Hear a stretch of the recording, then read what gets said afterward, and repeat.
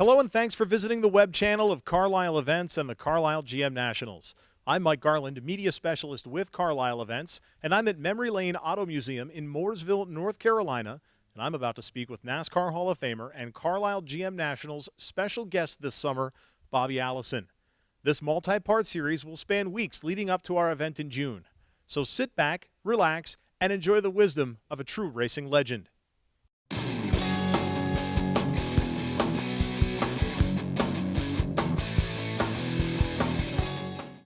You owned a car, you drove a car. Which was more exciting for you? Driving was better. Owning a car is an awful lot of hard work and a lot of political activity with the powers to be and with your own people. You know, just running a group of guys, even a very small group back in those days. You know, you had personality problems or not really problem, but personality differences that you need to handle one-on-one, and you know that wasn't easy for me.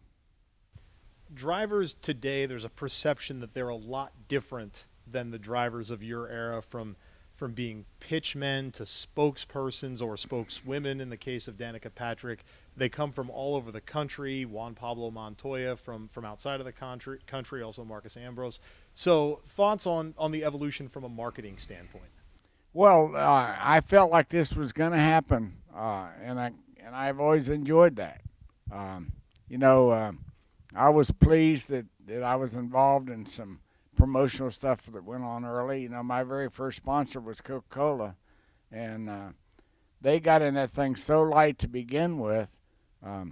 Coca-Cola paid $85,000 for the year on the car, and that meant the car painted and decorated at every race, the truck painted and decorated, and all the crew members wearing Coke apparel for every race. So, you know, that kind of money in today's world would probably pay for half of one race or something. But, you know, I was into it, and I enjoyed it, and I feel like I did help it expand.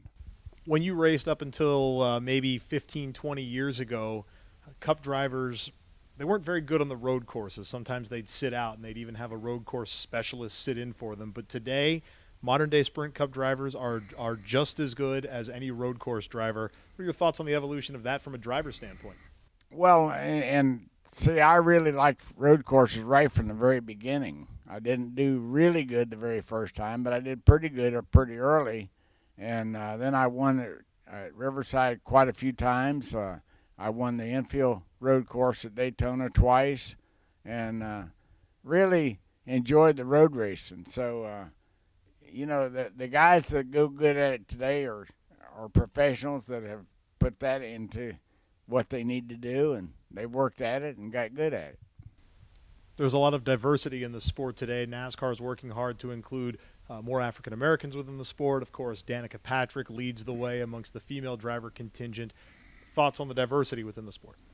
Well, diversity's got to be good for the sport. You know, how many little gals going down the road in their car or pickup truck or whatever they happen to have picked as their favorite little thing to drive, that have said either out loud or to themselves, Dale Earnhardt wouldn't do that to me. You know, when Dale would do his rubbing stuff on people along the way. You know, they're interested in the thing, and they can get that ability put together to drive a car well. And here, a little bitty Danica has proved that better than any girl so far. But I don't think she'll be the last to come on the scene and do well.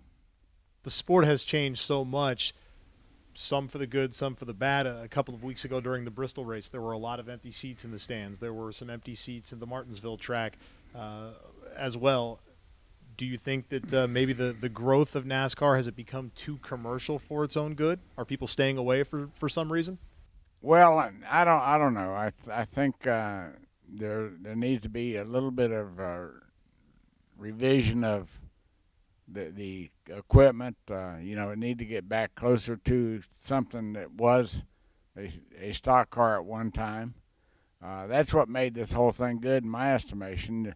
People could look out there and see a car like they had parked in the driveway of their house. And in today's world, you can't buy a car tomorrow or a Gen 6 car anywhere and take it home and drive it. Speaking of the new Gen 6 car, what are your thoughts on that? Well, it certainly is an improvement over the previous stuff, but it's still a long ways away from a NASCAR stock car. Overall, what is the best way that you can summarize your current thoughts on NASCAR?